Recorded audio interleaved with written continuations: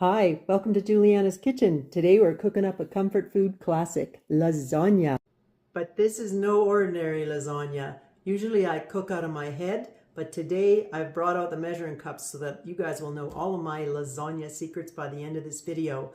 I use a couple different ingredients than most people, and you can make it for all the meat lovers in your life, or you can make it vegetarian. So if you like the sounds of this, please hit that like button, subscribe, come along with me, and let's get cooking. This is going to be a multi-pot adventure, and in our first pot, you want to put a 1/4 cup of sun-dried tomatoes. Those are the kind that come in oil. And because they come in oil, I'm going to use a little bit of the extra oil and add, let's just see, I think it's going to be about 2 tablespoons. No, we can get away with 1. Like I said, I do this by instinct and from scratch, and I'm just keeping track of measurements for you today. So, tablespoon of the oil. And into that, we want to add some garlic. I'm going to say that by the time that's crushed, you got a nice heaping tablespoon of garlic. I'm using 3, but if your cloves are pretty small, then use more. We're just going to let pot number 1 sit for a few minutes because it takes about 5 to 10 minutes for garlic to release that stuff called allicin, which is where all the health benefits are from. So while that's doing its thing, we're going to get 5 Italian sausages cooking. You can use mild or hot. It's about 500 grams or a pound. While the sausages are cooking, we've got to do our usual scullery duty. You want to be chopping some onions, some pepper, and some mushrooms. Those are pretty common lasagna ingredients. I'm going to be using portobello mushrooms. You can use regular mushrooms if you want, but portobello, they have such a delicious umami flavor. They're worth trying. And you're going to want 4 cups of them chopped. And we'll need 2 red bell peppers chopped, and that's about 1.5 cups. And if you want my kitchen cooking hack on how to quickly cut an onion so you don't get any tears, this is how I do it. You peel it, of course, and then just cut it to about 1/4 inch from the bottom, and then cut it into thin little wedges, kind of like you're making an onion blossom. Turn it on its side and slice it, and you're done. And we want to peel a couple of carrots. The sweetness of the carrots balances the acidity in the tomatoes beautifully, but we don't want big chunky carrots in our lasagna. So you want to either thinly slice them or grate them. So we're going to grate ours. One of the secret ingredients I add to my lasagna and often my spaghetti sauce is eggplant. My son didn't even know that there wasn't meat in the spaghetti sauce when he was growing up because the way we're going to prepare this, you won't be able to tell. The simplest way to prepare your eggplant is just to peel it.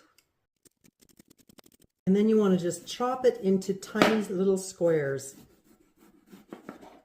So I usually just slice it first into a whole bunch of thin slices, and then just split it into 2 piles because it's just easier to work with when it sits flat on your cutting board. And then cut them into little strips, and then just turn it on its side and chop it into tiny little squares. The idea being that when this cooks, it kind of has a texture like almost like hamburger. Pretty sure that's how come my son couldn't tell the difference when I made spaghetti sauce. Either that or he wasn't paying attention. I don't know. But he never noticed there was no meat in there. And this seems to work really well. One of the other tricks that makes this lasagna awesome is that we're going to cook the tomato sauce separate from the meat. It's one of the tricks that makes it taste so good, you'll see.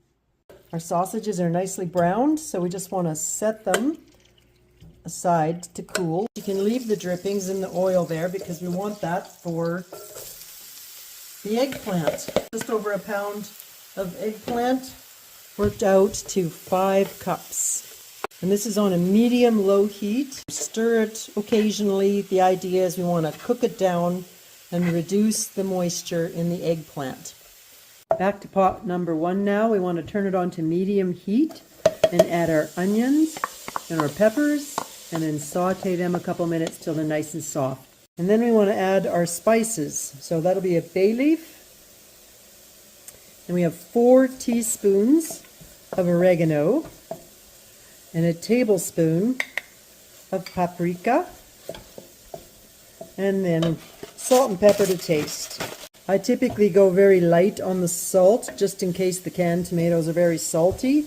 You can always taste it at the end and adjust before we put the lasagna together. Now let's go check the other pot.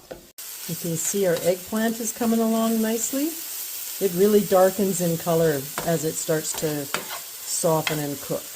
And sometimes just to help leach out some of the moisture, I add a little bit of salt to this. Usually I sprinkle it, but for sake of today, we're going to start with 1/8 of a teaspoon. So you know exactly how much I put on the eggplant. And speaking of measurements, I will have all the ingredients listed for you in the description below. And if you want the super easy button, I now have all my recipes available as downloadable PDFs in my Etsy shop. So I'll put that link in the description for you too. Now let's get back to cooking. Next we want to add our carrots. And that worked out to 1.5 cups. And then to help tone down the acidity of the tomatoes again, I'm just going to put a little, usually it's like a pinch of brown sugar. So for measurement's sake, that's 1/4 teaspoon. If your vegetable mix is starting to get a little dry because it's all cooking down, it's time to add the tomatoes. And I am using 5 cups of canned tomatoes. I like to have them finely chopped, or if they're not super fine, then I just pop them in the blender for a quick second so that we don't have big tomato chunks in here. So now we want to add our eggplant, which you can see is just nicely browned and cooked down a lot. Once your eggplant is cooked, you want to do the same thing with your mushrooms. 4 cups chopped with a pinch of salt, and if you need a little bit of oil to get it started, use olive oil. So that didn't take very long to cook down. So we'll add our mushrooms now. And now we're just going to give this a stir, and we're going to let it simmer for about 45 minutes till the vegetables are all thoroughly cooked and tender. While the sauce is simmering, we're just going to slice these sausages into nice little thin rings. And we're going to make the cheese layer. So you want to use 2 cups of cottage cheese. And we're going to add 1/2 teaspoon of pepper to that, black pepper. 1 cup of fresh shredded Parmesan cheese. And 2 tablespoons of freshly chopped Italian flat leaf parsley. You can use the other curly kind as well, but the flat leaf is nicer. It's a little smoother flavor. And then you want to add 200 grams of mozzarella cheese, freshly grated. And mix it all together. And we need to add 1 egg as well. Now it's ready to go in between the layers. It's time for the noodles. I'm going to use the lasagna noodles that are already pre-cooked, so you don't even have to boil water and do that part. Let's put it all together now. Once the sauce is nicely cooked, you want to try and find that bay leaf and remove it. Preheat your oven to 375.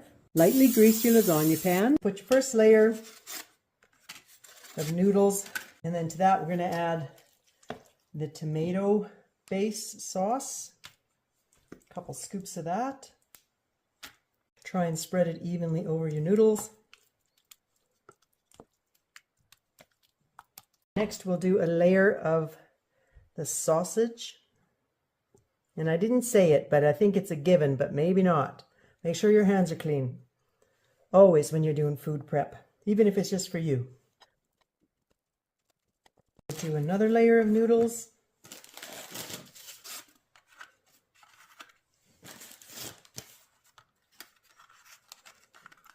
I don't even mind if they overlap a little bit like that to fill. You can break them too, but this is simple.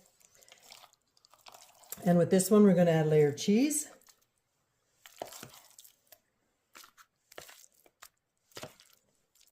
You just want each layer to be fairly thin. It's quite easy to get carried away making lasagna and have super thick layers, but I think it's nicer when it's thinner so that you can have a few more noodles in there.